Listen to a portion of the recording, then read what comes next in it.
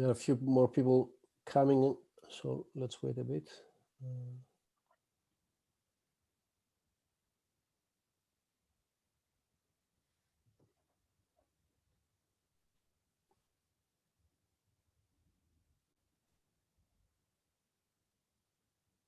Right. One more.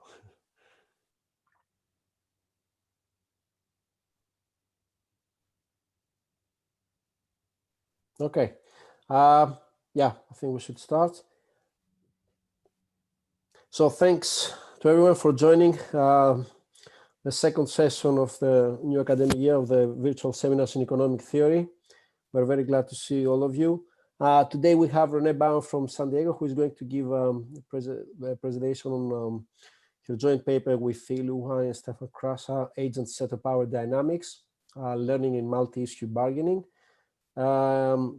We are joined actually by both Ilu and Stefan, and also by our two guest panelists, Georgi Agorov and Juan Orta. The format of these seminars is just a reminder for those who have joined us for the first time. We have a 60-minute presentation with time for interim questions from the panelists. The talk will be followed by a 15-minute session for questions and discussion. We kindly request all attendees to keep your microphones muted during the talk. However, please post comments and questions in the chat. Ilu and Stefan will answer clarifying questions in writing and may also answer more substantive questions live. There will be another opportunity for everyone to ask questions at the end, live in the Q&A session at the end. So please stay if you can. The talk will be recorded. And just before I hand over to Renee, let me remind you that these seminars take place every Thursday at 4 p.m. UK time.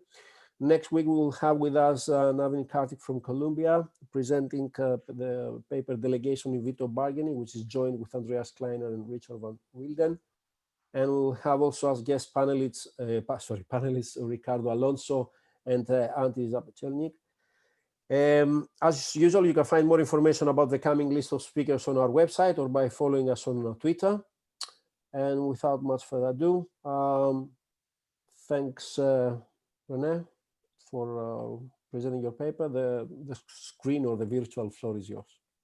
All right. Thank you so much, Miltos, and thanks everyone for inviting me.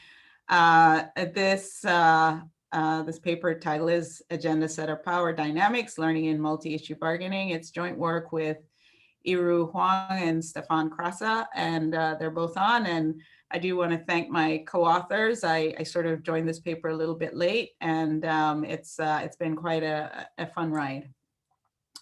So I'm happy to take clarifying questions as I go along. And I know my panelists, first of all, thanks for joining, Georgi, Najib, and Juan. Hopefully you find this interesting. So the kind of setting we have in mind, of course, we're all familiar with models of bargaining with an agenda setter. But what we have in mind is a model in which there are various issues that arise over time. So each issue is different, and the agenda setter and the responder have to handle this issue as we go along. The issues might arrive at random times, and for each new issue, there is some status quo, which we're going to think of as exogenous. Some examples that you might want to keep in the back of your mind would be the Speaker of the House and her party. So Nancy Pelosi is a really good example. I'll return to her as an example. President and Congress, might think of Lincoln and the 13th Amendment, and a manager, employees, a department chair, and faculty. So just as an aside, if any of you saw the graphic for this talk, it was sort of the perfect graphic to go with the talk, with a number of very distinguished looking people seeming to be in some negotiation. My entire family thought that was the actual audience I was planning to present to, and they thought the little girl in the graphic was actually me. I had to sort of disabuse them of that notion, but you know, you might not look as distinguished as them, but you certainly are in my view. But better, sort of more importantly, that's the idea we have in mind. So there is some sort of hierarchy. There is a person who is the agenda setter, and then there are the responders, or in our case, a single responder. So in these kinds of settings, we do think about the agenda setter as having power.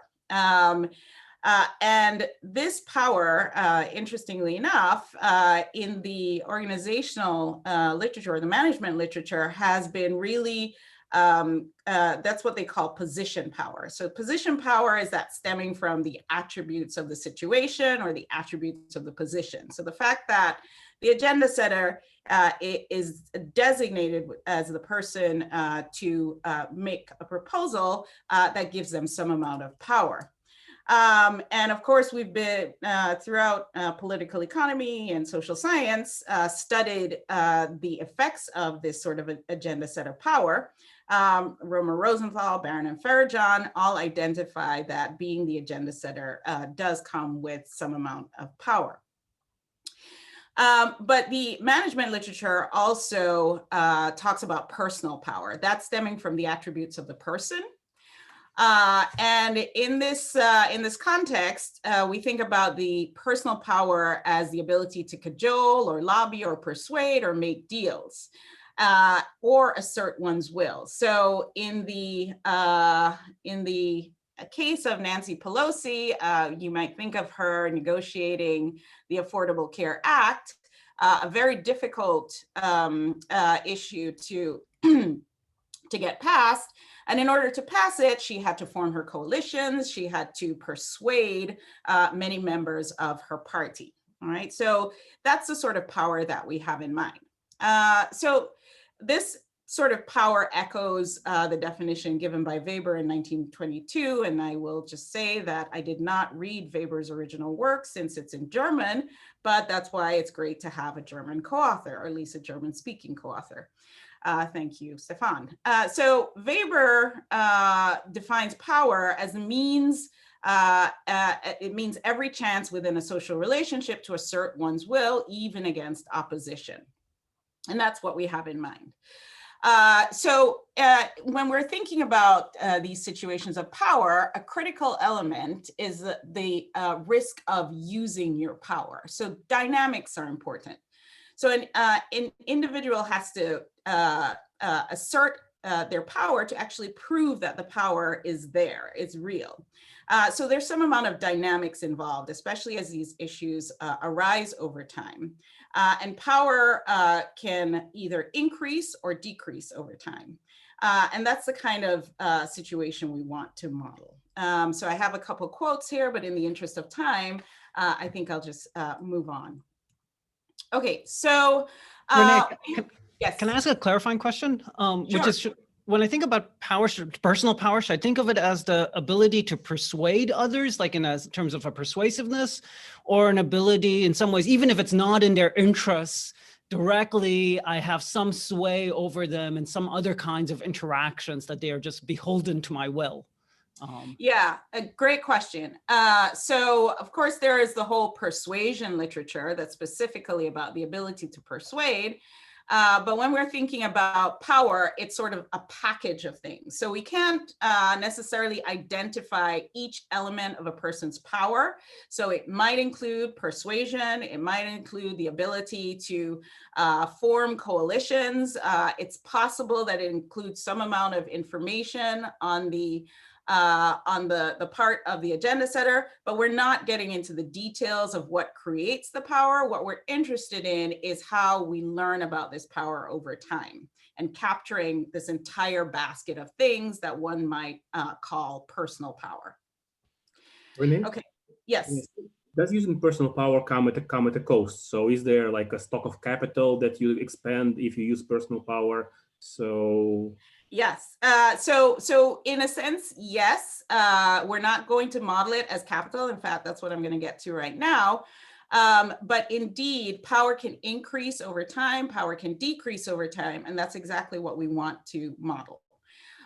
But the way we're going to model this is actually thinking of power as the probability with which this agent or the agenda setter can assert her will. So in that sense, we're going to think about learning of personal power in the sense of a bandit problem. So we're using the model of Keller, Rady, and Cripps to think of the setter as either being powerful, in which case the setter does have the ability to assert her will, or completely powerless. An agenda setter can attempt to assert her will, but would never be successful. So that's the idea of our model of power. And you'll see that in this model of power, we can sort of look at the evolution of power over time. Power can increase, power can decrease. So the setter's power is going to be ex ante unknown, and that reflects the idea that, let's say, Nancy Pelosi coming into the speaker role for the first time, it's a new institution for her. There's uncertainty on both sides about whether or not she will be powerful in this particular role. So learning is symmetric, and good news, we're going to assume in the standard way the bandit literature does it, is that it's conclusive. So when Nancy Pelosi is able to pass the Affordable Care Act, it concludes that it confirms that she's powerful, and from there on, she is regarded as powerful. Until then, they're simply learning about whether Nancy Pelosi is powerful. Okay. So in this setting, if you're familiar with the bandit literature, you will be very familiar with the preferences for learning or the value of information. And for the setter, it's very clear that the value of information or the value of learning about their power is positive, right? So the setter always has an incentive to learn about power.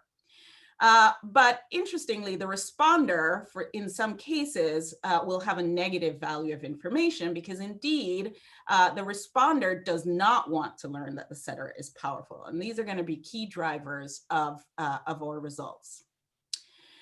So just to preview the results, in case we don't get to everything, we're going to characterize a set of beliefs such that the responder and setter achieve compromise in this setting.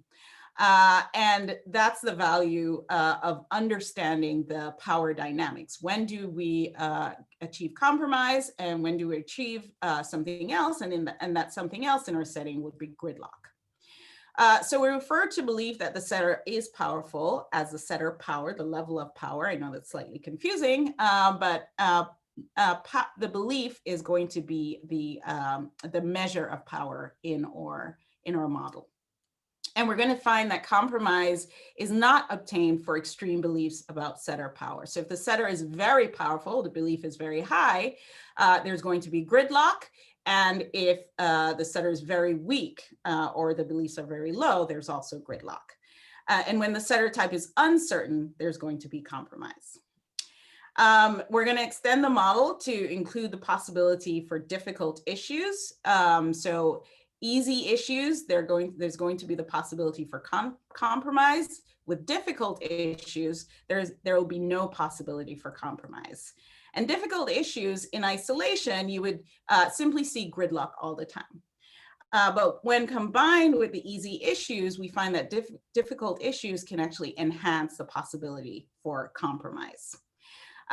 So I'm going to keep going unless there are questions at this point. Let me just pause really briefly to see if there are questions. I know you haven't seen the model yet, and everything gets a lot clearer when the model comes.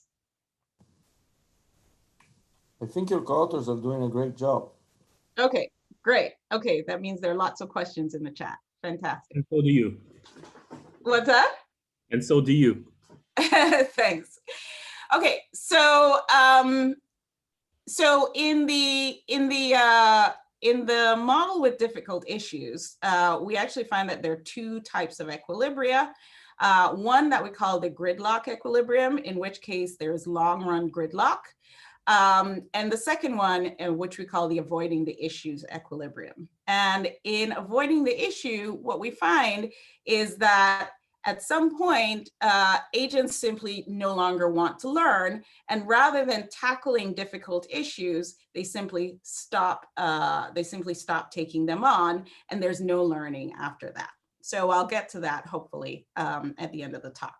Okay, there is obviously a very large and robust literature, both in dynamic bargaining and collective experimentation. One of my panelists, Juan, has a paper in this vein that's actually very closely related.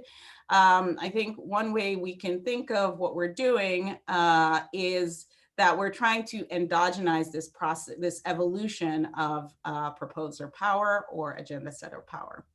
Obviously, it's related to the extensive literature on collective experimentation. But I have to say, I can't think of any collective experimentation papers in which there's actually learning on both the part of the agenda setter and the responder. And that's what's interesting in this setting. Okay, so just to give a brief overview of where we're headed, I'll present the basic model, or we're going to study Markov perfect equilibrium in this model. We'll talk about easy issues, difficult issues, and then I'll summarize. Okay, so, and please, if anything is unclear in the model, there are a lot of moving parts, and the timing is really crucial. So please do stop me if things are unclear. So as I said, there are two players, the setter, we'll call him S, and the responder R. Time is continuous and infinite, and the discount rate is given by a small r. Over some interval of time, t to t plus dt, there's at most one issue on the table. And issue bargaining goes as follows. We're going to assume for simplicity that a position on an issue can only take three values. So one is x0, xc, and xs. So we think of x0 as the status quo, and the status quo is fixed. You can imagine from issue to issue, status quos vary over time. But for simplicity, and we started with that model, but for simplicity, we're going to assume the status quo is the same for each issue. But one issue might be healthcare, another issue might be whether or not we should have further COVID relief. XC is the compromise alternative, and XS is the setter's most preferred alternative. UI will be the stage payoff for each player I, and here are the assumptions on payoffs. So we assume that we're normalizing the smallest payoff for both players to 0. So US is the setter's payoff from the status quo. That's the status quo, the setter's least preferred alternative. And R of XS is the responder's least preferred alternative, and that gives a payoff of 0. So the responder does not want the setter's preferred alternative, and the setter does not want the status quo.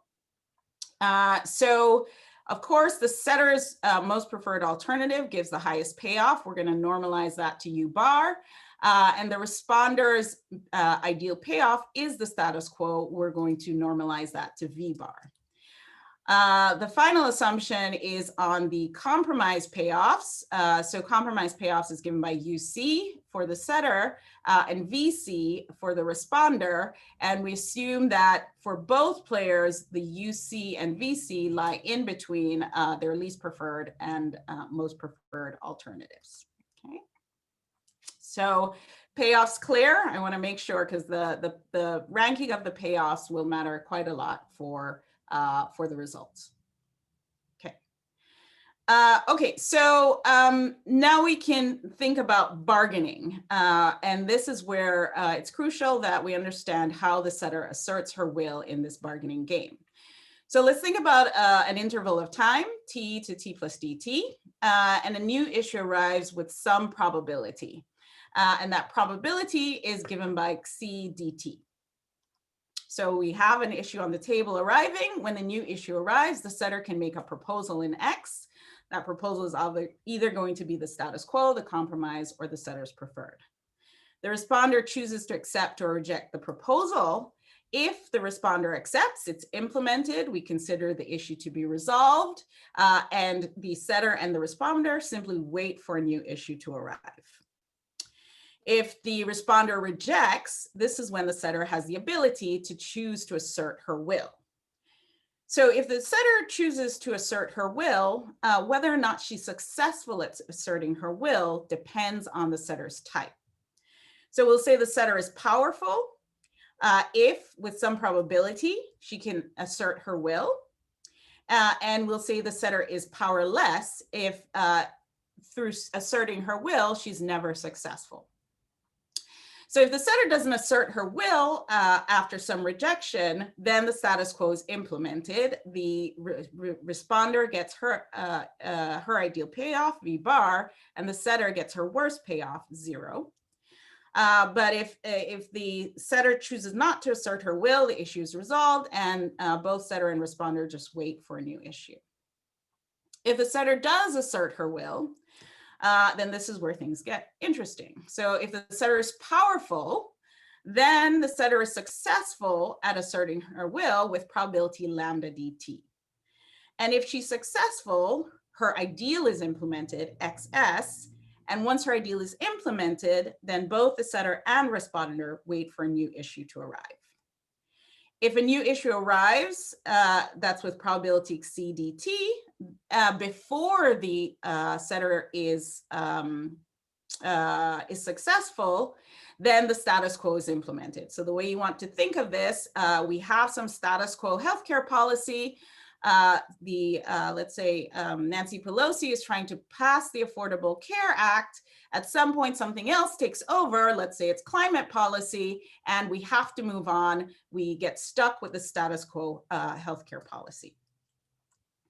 So if the setter is powerless, she's never successful at asserting her will.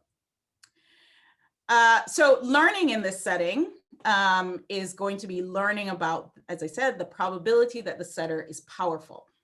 So the setter and responder will update their beliefs by Bayes' rule as a standard. And this learning happens as long as the setter is asserting her will. And while there's no success, we call this a period of gridlock. Nothing's happening. The policy hasn't changed. There's no compromise. And so there's no payoffs that are actually happening in this period. So the first success reveals that the setter is powerful, and from there on, beliefs jump to 1. So just to illustrate the timing, we have an issue on the table, as we said. The setter gets to choose between X0, XC, XS. This is either accepted or rejected by the responder. If it's accepted, issue is resolved, payoffs are taken. If it's rejected, then the setter has the opportunity to assert her will or not. If she does not assert her will, issue is resolved, payoffs are taken.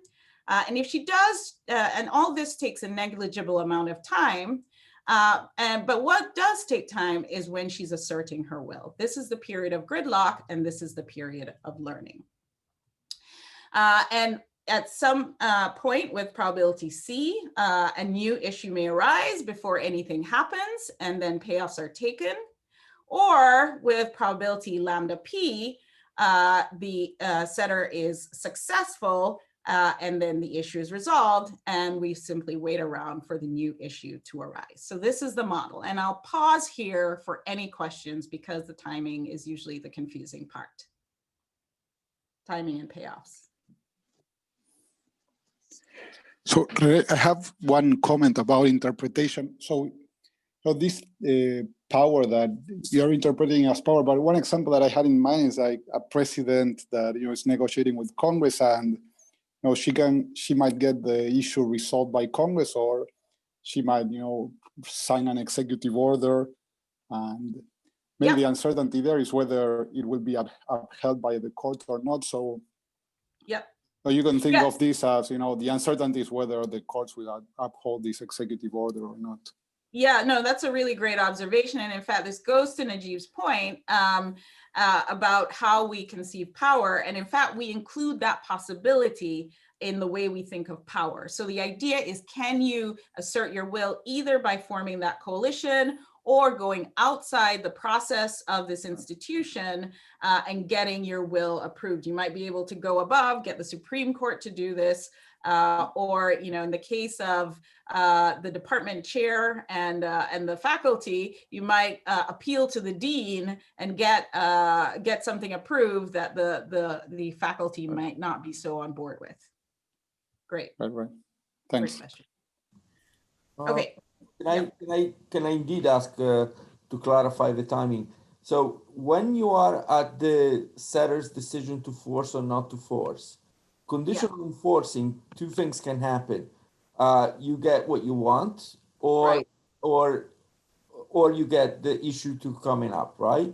But you only get what you want if you are powerful, right? Correct. Okay. Correct. Okay. And just reminding that there's symmetric learning about power. So the setter herself doesn't know her own power. And the reason, again, is that she's in this new role and it's unclear how her personal attributes will translate to power in this new institution. Okay. Okay, so we look at Markov perfect equilibrium. It's going to consist of an offer for the setter, an offer strategy for the setter, an acceptance strategy for the responder, and a strategy for the setter to either assert her will or not. And all these depend on the belief P. And just to recap the key parameters, lambda is the rate at which a powerful setter is successful. So we think of this as the position power, and it governs the speed of learning. C is the rate at which a new issue arrives. We think of this as the velocity of the institution, and it scales up payoffs in a given time interval. And then R is the discount rate, which governs how costly delay is. The relative payoffs UC over U bar for the agenda setter and VC over V bar for the responder are also going to be key. Okay, so I see that I'm almost at the halfway mark, so I'm very happy about my choices to leave some things out. But just to give you a taste of how the model works, I'd like to just walk you through how we construct payoffs for some benchmark outcomes. Now, these are, I'm not yet asserting, are equilibrium outcomes. They will appear in the equilibrium, but it's just useful for thinking about how the model works.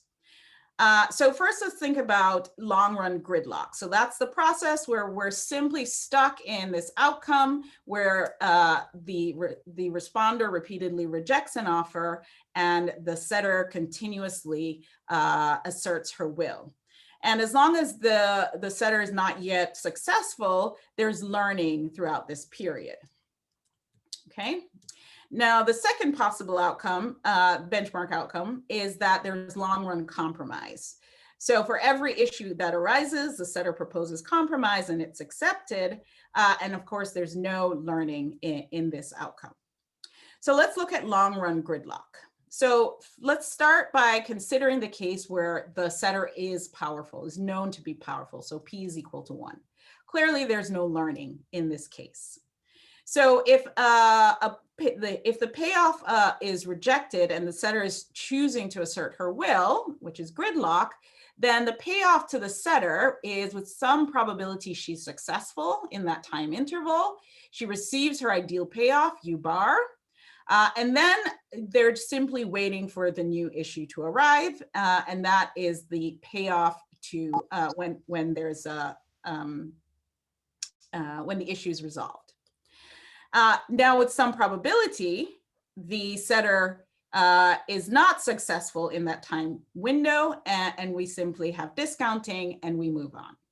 Okay, so that's the dynamic payoff for the setter when she's asserting her will and P is equal to 1. Now, if there is some success and the issue is resolved, this is the payoff V hat that appears here, then they're simply discounting. All we're doing is waiting around. With some probability, the next issue arrives and we're back here. And with the complementary probability, we're simply still waiting around. And if we take the time interval to be very small and drop higher order terms, simplifying gives us this very neat expression. So I've just walked through that, and I'm going to pause for questions, just in case there are questions about the payoffs. And I promise you, this is the most mathy slide that you will see for the entire talk. So just a tiny clarification question here. Hat V, the difference between the reason. Oh wait, you're on mute. You just went back on. If the issue isn't resolved, the reason we're back in the same position with this issue still on the table. And so hence we have this difference in that first equation between a hat V and a regular V. The hat V is waiting for the next issue to come. The current V is, we still have this issue on the table. Is that right? Yes, that's exactly right. Perfect. Yes. Okay. So of course, what's really nice, about the continuous time setting is that it really simplifies things. We actually started in discrete time and it was horrendous, but with continuous time, the expressions are super nice. And then what I'd like to point out is the only difference in this gridlock payoff between P equal 1 and regular P is that this lambda here gets augmented by a P. And I'm going to show you that in just a second. Renee? Sorry.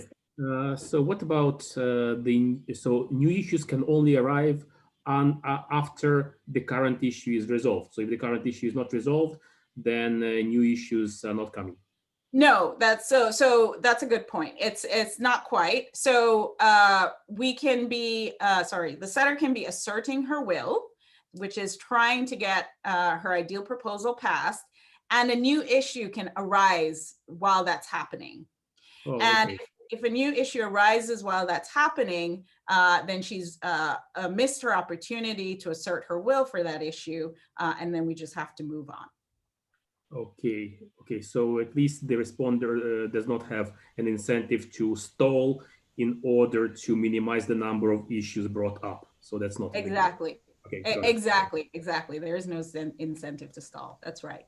Can I also ask clarification, because I'm a bit unclear here. So if the issue is resolved, then with some probability you move on to the new issue, but with some other probability you stay here. Basically, it's dead time. Is that what we're saying? Yes, that's exactly right. And of course, the amount of dead time is governed by this C term, how quickly these new issues arrive. And of course, you can take C to be as fast as you want, so that dead time is minimized. But indeed, either we're just sitting around waiting for that new issue to come up, or we're, this is the sitting around one, or a new issue does come up and we move on. So, but this matters because basically you're going to have dead time whether you're successful or not, in a way. That's going to matter. Am I missing something here?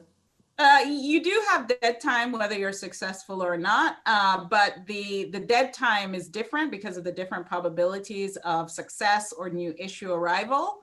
But I guess maybe I'm not entirely sure what the concern is with the dead time. No, it's just I find that a little bit difficult to interpret. That, at the first pass, I would have imagined that once you're successful, you do move on. And I'm trying to figure out what it does to the model, but Oh, I see. Yes, no. So good question. And actually, we did explore this version of the model. All that, the only thing that matters is when we're doing so when the responder is asserting her will, and let's say she's successful, and immediately thereafter there's a new issue on the table, then asserting her will has two benefits. One benefit is getting her ideal proposal. The other benefit is speeding up the process. Okay. So by decoupling those two, we're only focused on the benefit to asserting her will. But you could have that alternate model where there's an additional benefit to asserting her will in speeding up the process. Okay. So Good. These are good questions. Okay, so so we just walked through the payoff if P is equal to 0 for the setter. And the reality is that if P was 1 for the setter, if P is 0 for the setter, he's never successful. So asserting her will always have a 0 payoff. So then for any P, the payoff to asserting her will is simply P times the payoff, knowing that her she's with probability 1 successful, probability 1 she's powerful, and 1 minus P, her payoff is 0. And so simplifying, as I said before, gives us this very nice expression for the dynamic payoff when there's long run gridlock. A similar calculation can be done for the responder, and we get the responder's dynamic payoff for long run gridlock. And note here, this responder's payoff is governed by V bar, and that V bar is coming from when the status quo gets implemented, and the status quo gets implemented either if we simply move on to a new issue, and actually that's when we get the status quo implemented. Okay, good. So the next benchmark is going to be the long run compromise. And the long run compromise is much easier because there's no learning here. So when the compromise is, and there's also no waiting, the responder simply accepts the compromise right away. So the agenda setter gets the compromise payoff UC with no discounting. And then thereafter, they're simply waiting for a new issue to arrive. The responder's payoff is VC, and then again, they're waiting for a new issue to arrive. And simplifying all this gets us to these simple expressions for the setter payoff under compromise and the responder payoff over compromise. And of course, it's this interplay between this compromise payoff and the gridlock payoff that's going to determine the cutoff beliefs such that we want to do compromise or gridlock. So I'm going to jump right into the proposition, the main proposition of the paper. And I'm breaking it up into 2 parts. First, talking about the asserting and accepting strategies, and then talking about the proposal strategies. So first, for asserting, it's pretty clear that the responder, once a proposal has been rejected, always has an incentive to assert her will. Not asserting her will gives her a 0 status quo payoff, and asserting her will comes with some probability that she's successful and gets her ideal payoff. The second part, the acceptance strategy, comes from is obviously for the responder, and the responder chooses to accept the compromise if and only if P is sufficiently high. So this is the part that's in somewhat contrast to the standard bandit literature. So we have that the responder, in fact, wants to compromise or take the safe alternative if the probability that the setter is powerful is sufficiently high, and if the setter's power is sufficiently low, this is when the responder is willing to take a gamble and choose to reject a proposal and let the setter exert her will. Sorry. So these are the acceptance sets of the responder. When P is large, the responder accepts either the status quo or the compromise, and when P is sufficiently small, the responder accepts only the status quo and rejects the compromise. So now we can talk about the proposer strategies, and for that we need this condition on the relative payoff to the responder. So relative payoff to the responder has to be sufficiently large, and that's what this condition 1 means, all right? And it's sufficiently large relative to the payoff of the proposer, and it's also must satisfy this absolute benchmark. So we'll come back to condition 1 in a bit. But the proposal strategies are as follows. So there's some P bar, upper bound on P, such that the lower bound is less than the upper bound, and it's less than 1. And in this case, if condition 1 holds, then the setter has an incentive. The setter's equilibrium strategy is to propose the compromise if P is in the interval P lower bar, P upper bar, and the setter chooses to assert her will otherwise. And if condition 1 does not hold, then there's always gridlock. The setter only chooses to propose her ideal. So when the compromise is possible, when the responder payoff to compromise is sufficiently high, and it's also possible, that's condition 1, and it's also that it occurs in an interval of beliefs. So to kind of illustrate this, because pictures are usually worth 1,000 words, I'll show the possible dynamics of this equilibrium. So the red line depicts the upper bound for beliefs, and the blue line depicts the lower bound for beliefs. And the black line is how beliefs evolve. So if beliefs start sufficiently high, then as long as there is no success yet, the proposer will continue to assert her will, and in asserting her will, there's learning, and so the power of the proposer drifts down until they hit the compromise bound. At the compromise bound, the proposer no longer is interested to learn if she's strong or if she's powerful or not. She's sufficiently convinced that she's not powerful and prefers to compromise than run the risk of permanent gridlock, in which case she will not be achieving her ideal, or she'll actually be getting 0.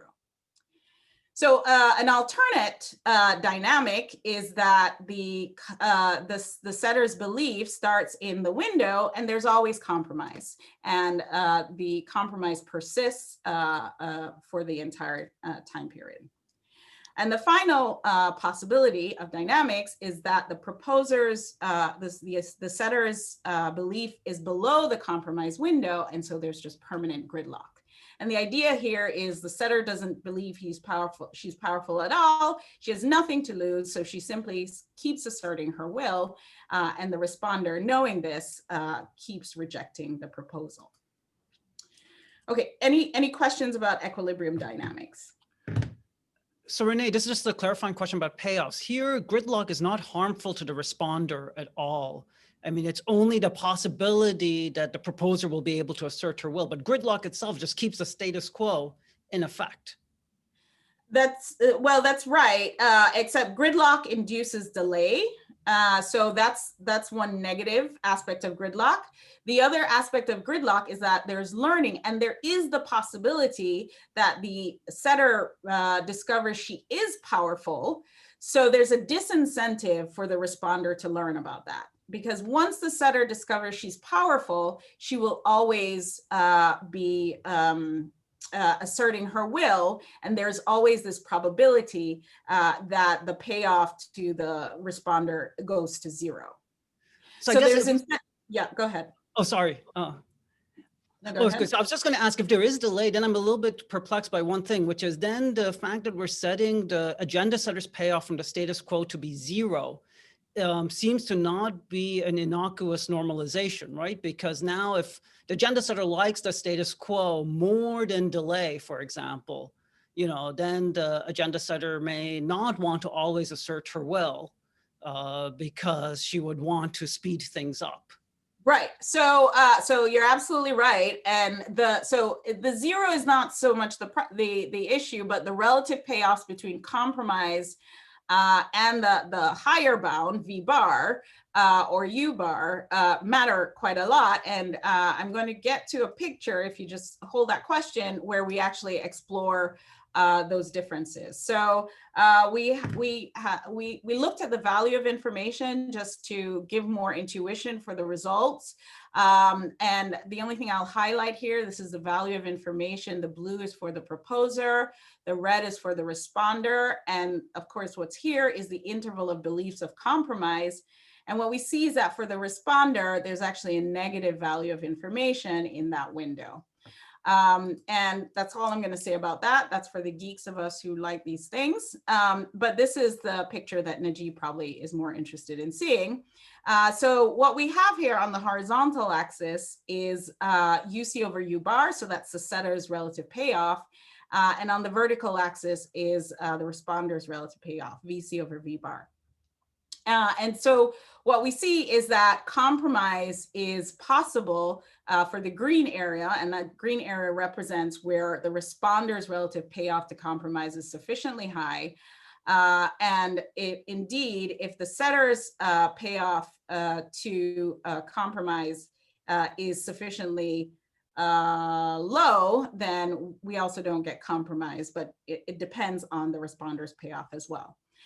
And it, of course, also depends on the velocity of the institution, the C, the discounting, the R, and the lambda, the rate at which their success, which we think of as the position power. So if the position power of the setter increases, it turns out that this shrinks that lower bound on the compromise interval, but what happens here is that it goes in the other direction. So it's a bit ambiguous what happens when position power changes. So I'm going to pause here. Najib, does this answer your question at all? Somewhat. I'm happy to come back to it in terms of time as well afterwards. Okay, good.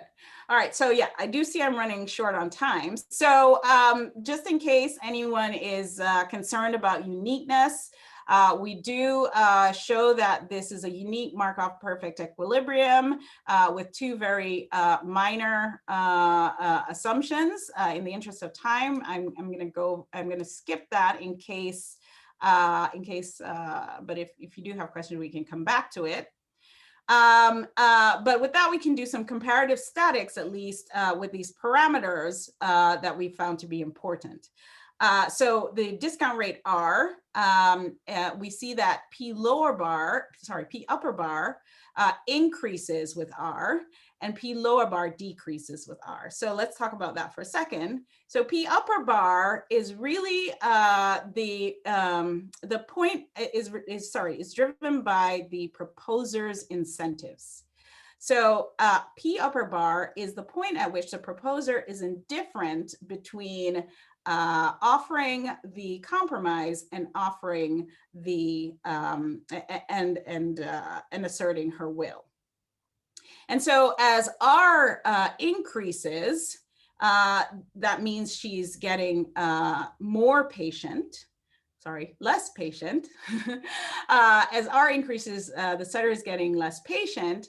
And with less patience, the value of the future gets smaller and smaller, so she has a greater incentive to compromise. The opposite is actually true for the responder. So the responder is also getting more patient, but the value of the future is increasing, and that increases her incentive to take the safe option, which in this case is the compromise. So this is why P lower bar decreases in R. And so what we find also is that both P upper bar and P lower bar decrease with lambda, or the position power. So both agents, so the responder wants to take on more risk, and the proposer wants to take on less risk as position power increases. The interval, in fact, decreases with position power, so there's less possibility for compromise with higher position power. With a higher velocity of the institution, both P upper bar and P lower bar increase. So it's the opposite incentive of the position power. Okay, so with the remaining time, I will move on to the model with difficult issues, because fun things happen here. So with difficult issues, we're going to assume with some probability, sorry, it need not be small, the setter can propose, a policy issue comes up where there's no compromise available. So now the proposal can only be the setter's ideal or the status quo. With the complementary probability, the standard policy issue can arise. And I just want to verify that everyone's still with me, because I noticed my screen went a little bit dark for a second. Okay, so we either have these difficult issues or we have easy issues. And it turns out when we introduce these difficult issues, now we have two possible types of equilibria, two possible equilibria. And the equilibrium behavior is not that different as long as with the easy issues. So we still have this interval of beliefs where compromise is possible.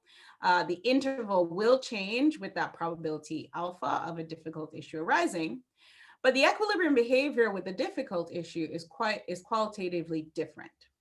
In one equilibrium, we have permanent gridlock in the long run. And in the other equilibrium, we have what we call avoiding the issue or permanent compromise in the long run.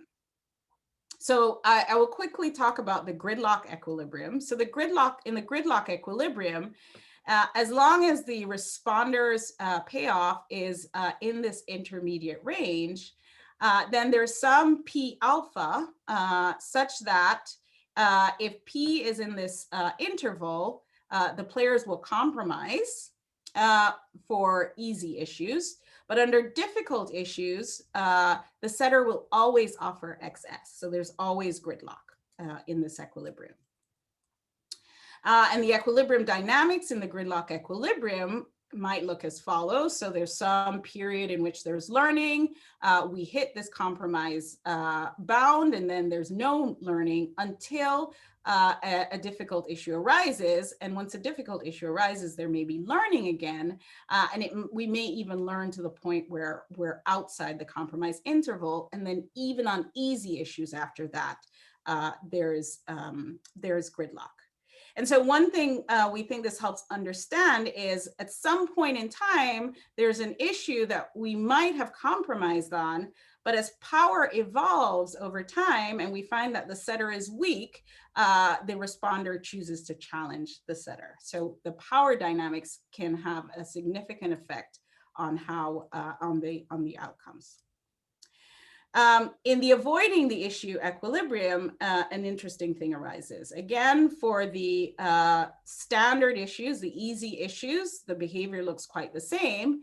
But for difficult issues, we hit a bound, the lower bound of the compromise interval. And after that, the setter no longer wants to assert her will.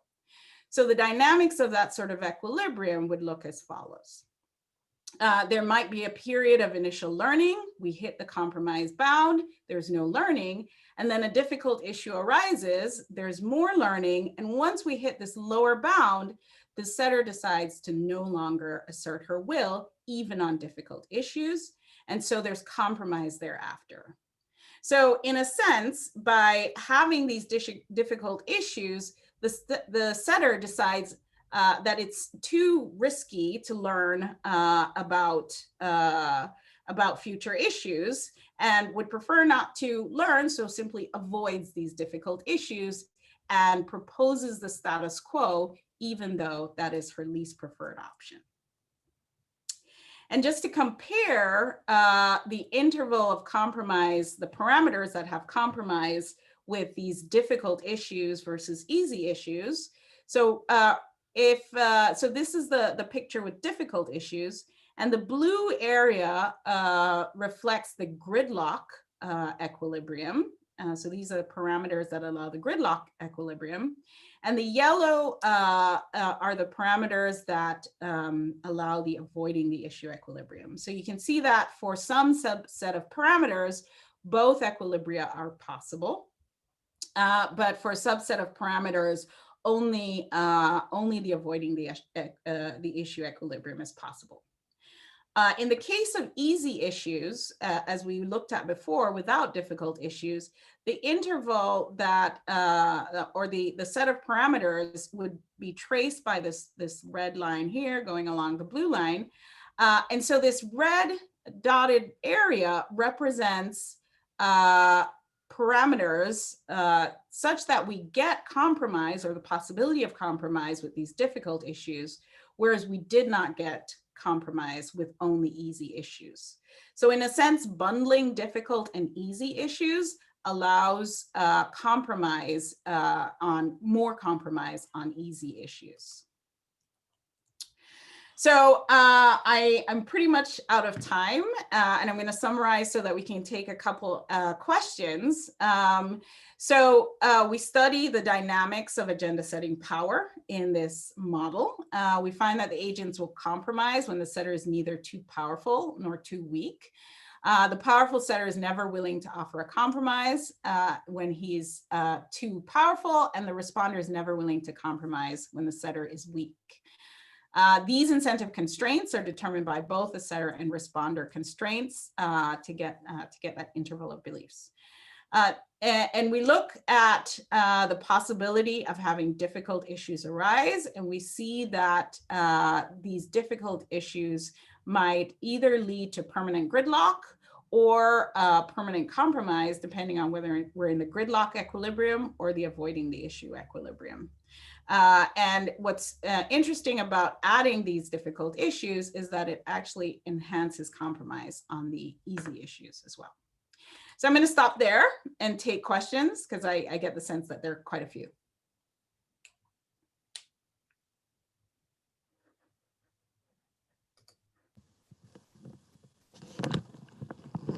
Thanks a lot, Renee, for the very interesting talk.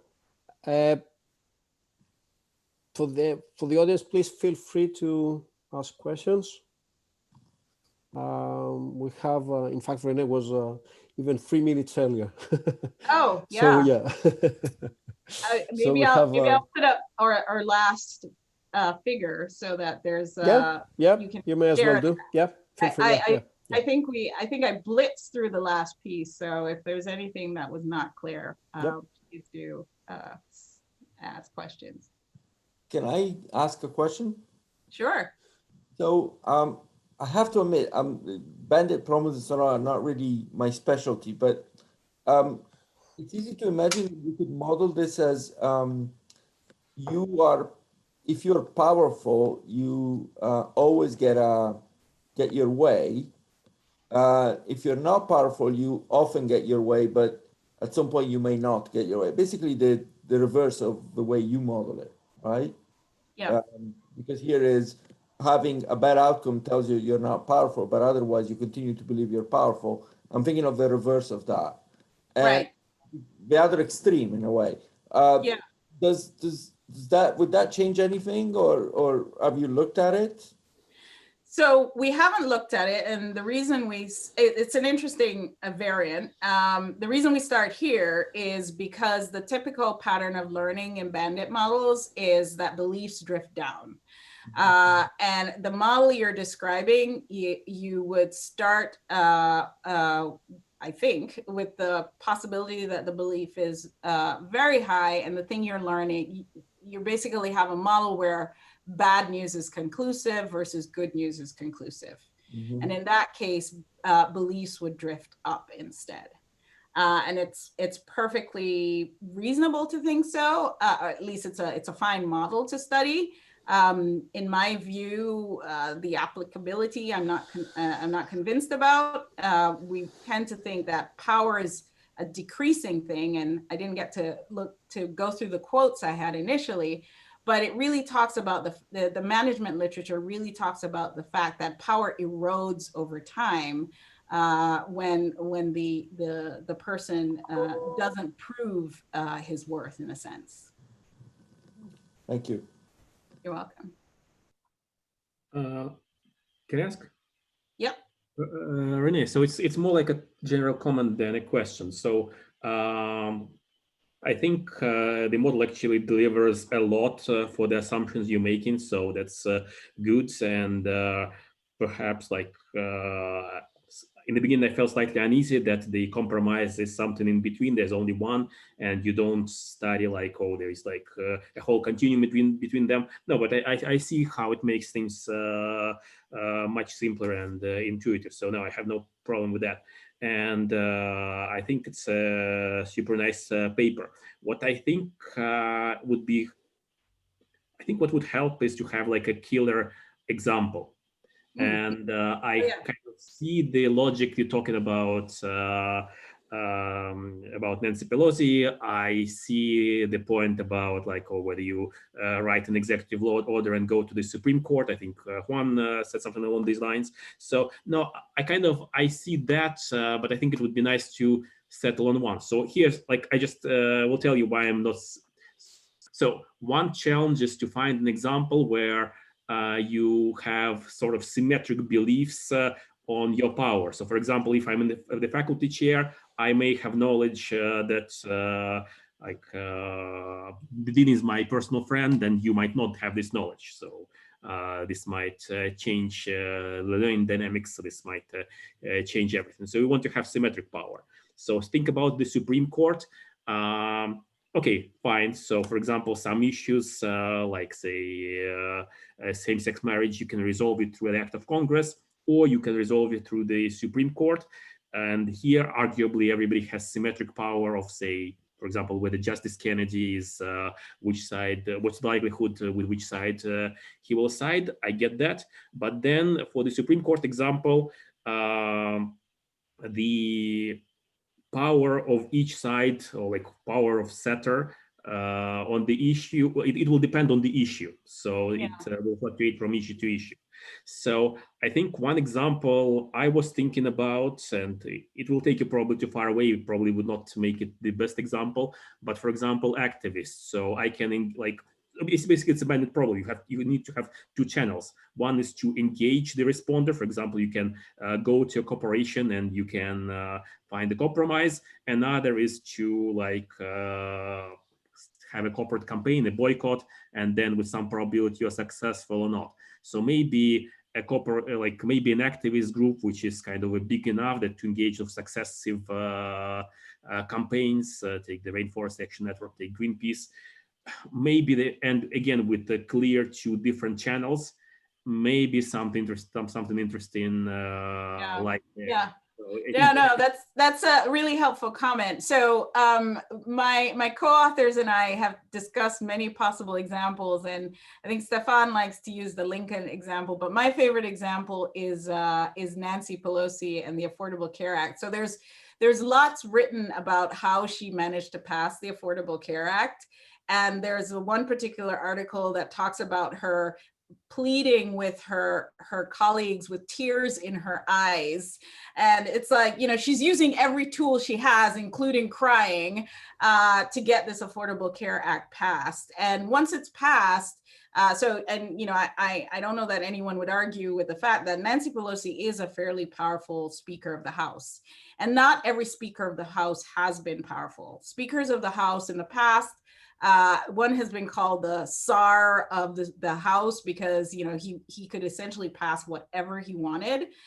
His power was very high, but then there have been other speakers with very weak power that have been weak. And so for me, that's kind of the best example, thinking about House Speaker. Maybe I'll let my co-author talk about Lincoln because that's his favorite example. Stefan?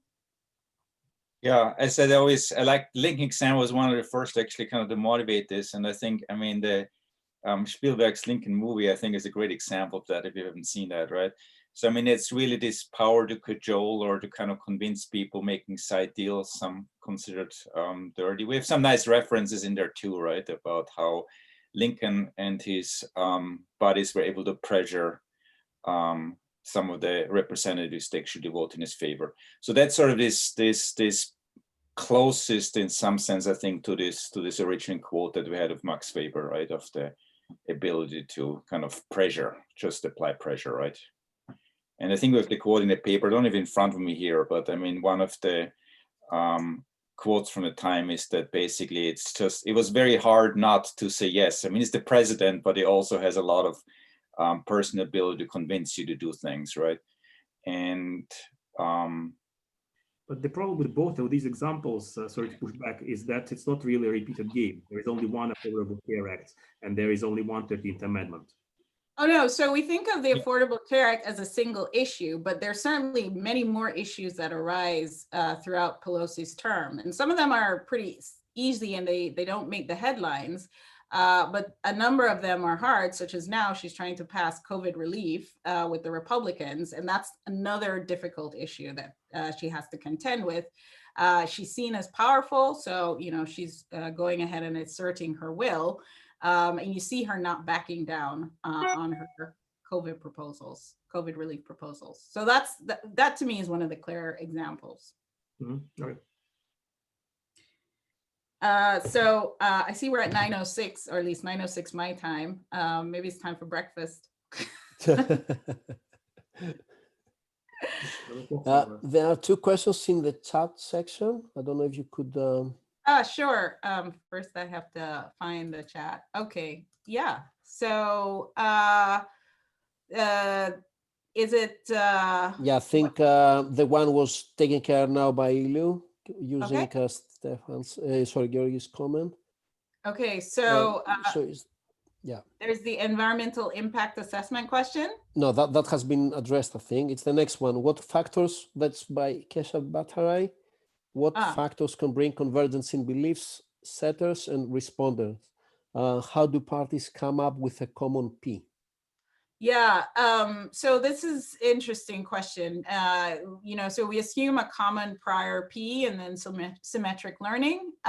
It's obviously not necessarily the case, but in these models, having a non-common prior is somewhat non-standard. So we went with the standard thing. But you could certainly imagine, and it could be quite interesting if the responder and setter started out with different priors, and the dynamics might look somewhat different.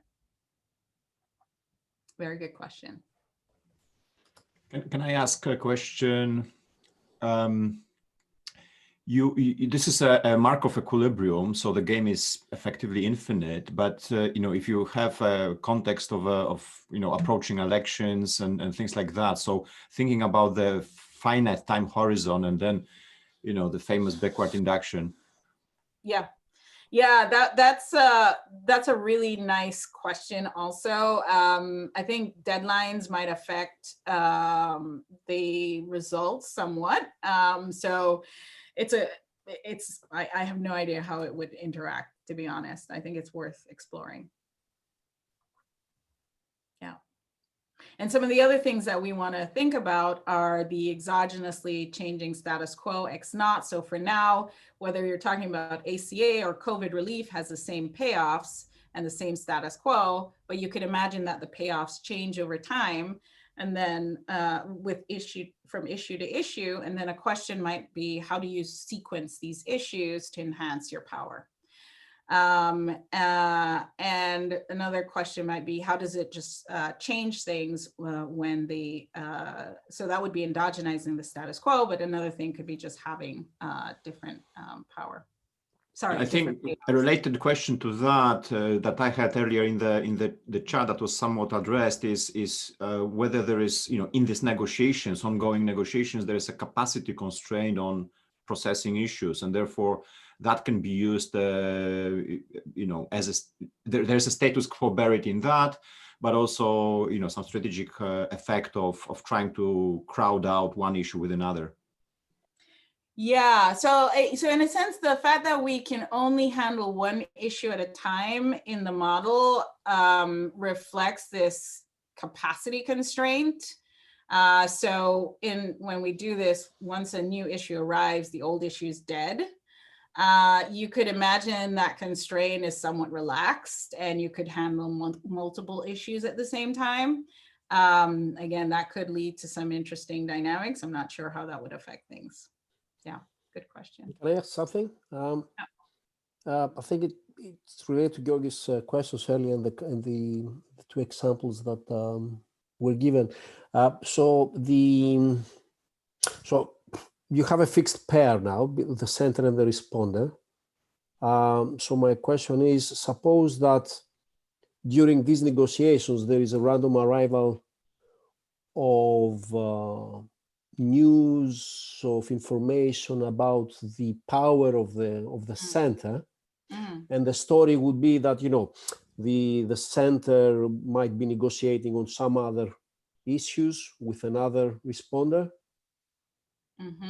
and the responder can use information from that other bargaining outcomes to figure out how powerful the sender is. Yeah. So I guess in a reduced form, this could be modeled as a random arrival about the type of the sender. Yeah, and so the dynamics would not be quite, they wouldn't be monotone. They would Exactly. be, Exactly. that could be very cool. Yes. Yeah, no, that's interesting. So yeah, basically my question was, whether you have thought about that and so on and so on. So there is work in the bandit literature now. Yes. On the so-called restless bandits. Yes. That could be So applied I have a paper on that. Some other papers have worked on this. Well, so basically, it has to do with the fact that even without experimenting yourself, which in your case is about the responder rejecting the deal, Yeah. you still get accepting. In your case, accepting is not experimenting. Even in that case, you can have some information relating to the type, basically. Yeah. And you get, and we know from there that you get these dying oscillations and so on. So you don't get, the usual stopping rule. Right. So this could that could be very nice. Yeah. So you would get non-monotonicity in the learning. And yeah, it's not clear how things would be affected. Exactly. Yeah. And it's certainly more realistic to think that power does go up and down. Yes, especially in a complex world where there are negotiations taking place. Right. On many dimensions with various people and so on, right? Yeah. If I add to that, so basically our information structure is like we think this captures real power dynamics, but also it's kind of simplest possible information dynamics. And then if we think about more general information structure, then of course the result will be different, but we believe we haven't solved it, but we believed our qualitative result in the sense that we have compromise in the intermediate belief that would stay the same, but all those complicated value of information and value of learning in the upper bound, which will determine the upper bound and lower bound, will change definitely. But the compromise in the intermediate belief will be there, we believe. Yeah. Yeah, possibly. It's yeah. So I also wanted to go back to something Georgi said about allowing a continuous space of policies. So we started there, and my phrase for that is the juice was not worth the squeeze. It's it's significantly more complicated with without significant insight. So we settled on that. That was my guess. And I actually have another thought. So what, and it's maybe too obvious that you already thought about that. What if agenda setting power comes not only with the ability to choose one proposal over the other, but also with the choice of issue and that maybe even the timing of issue? Would you, for what parameter values would you pick up easy issues or difficult issues? And if there is something there, then maybe this can restore the Nancy Pelosi example for me, because I thought, hey, you jump to power and the thing you start with is a difficult issue. So, okay, fine. What parameter values must have led to that? Right. No, good question. So that was this idea of endogenously changing status quo or endogenously changing the type of issue. Well, I guess there are two things. One is the payoff to the issue, and then the other is whether the issue is difficult or not. That's a good question. Yeah. Huh. So this is great. Keep it coming. All future papers. If there are no further questions, then we might stop the recording and we have our informal chat at the end of the seminar. For the audience, yes, please feel free to stay along for a few minutes if you like.